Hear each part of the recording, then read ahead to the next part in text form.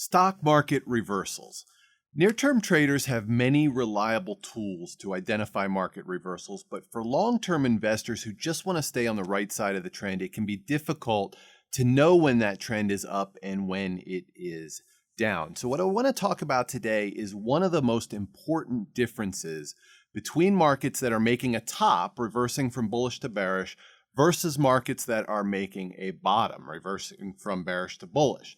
And the idea that's crucial to understand is that market tops occur in an environment of hope, right? Hope and optimism prevail at market tops. Market bottoms, on the other hand, occur in an environment of fear. Fear and pessimism prevail. And understanding the difference between hope and fear is very useful because these emotions produce very different investor behaviors.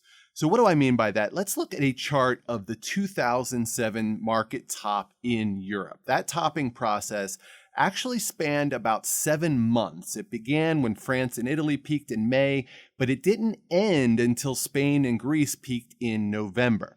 This is typical of a top, and the reason that market tops occur slowly is that hope diffuses very gradually. It takes time for optimism to kind of bleed out of the market, and that's why tops tend to be rounded, right? Individual sectors and components kind of peel away from the bull market one at a time.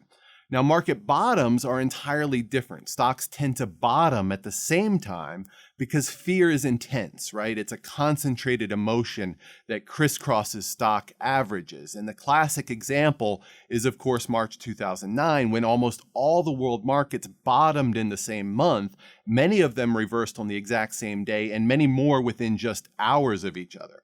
So this is why we say that market bottoms are an event, but market tops are a process. And often they're a very long process. And with that view of things, I want to just quickly show you one other chart that may be telling us something important about today's market. All I've done on this chart is organize the peaks in Europe's stock indexes by decade. And the topping process is nearly 2 decades old now. Italy, France, and the Netherlands peaked way back in 2000, along with the Stoxx 50. Another series of peaks arrived in 2007. And the right-hand column shows markets in Germany, Switzerland, Britain, and Denmark, which look to be topping now.